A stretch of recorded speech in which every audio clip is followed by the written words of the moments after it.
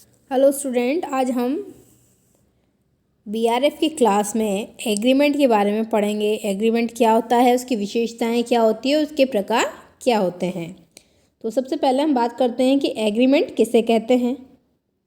जब एक पक्षकार किसी दूसरे पक्षकार के सामने कोई प्रस्ताव या प्रपोजल प्रस्तुत करता है या दूसरा पक्षकार उसे एक्सेप्ट कर लेता है या स्वीकार कर लेता है तो ये ठहराव कहलाता है। ठहराव के वैध होने के लिए आवश्यक है कि वह कानून के द्वारा प्रवर्तनीय हो।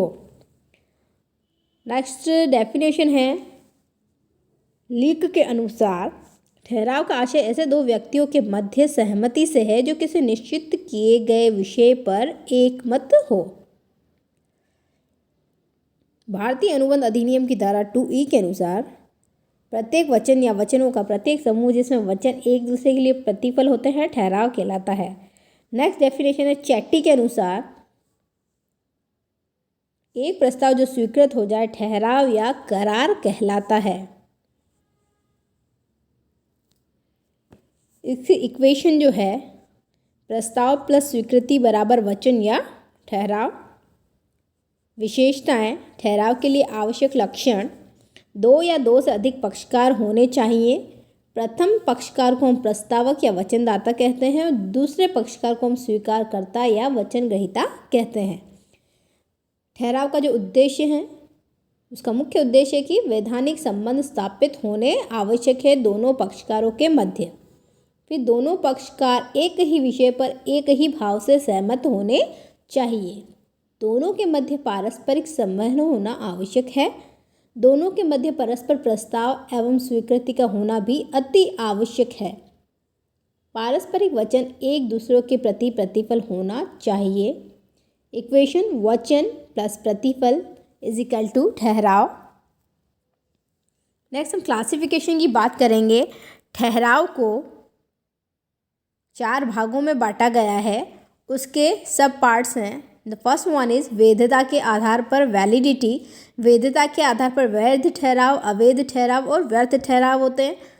निष्पादन के आधार पर निष्पादित ठहराव होते हैं, निष्पादनीय ठहराव होते हैं। निष्पादनीय ठहराव 2 प्रकार के होते हैं, एक पक्षीय और द्विपक्षीय।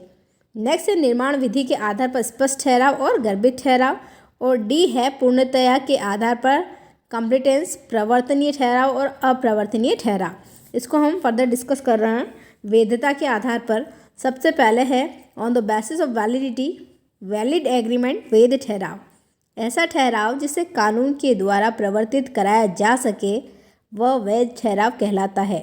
वैध ठहराव के लिए जरूरी है कि दोनों ही पक्षकारों में अनुबंध करने की क्षमता होनी चाहिए, प्रतिफल होना चाहिए और उद्देश्य वैधानिक होने चाहिए, तभी ऐसा ठहराव वैध ठहराव अनुबंध माना जाएगा।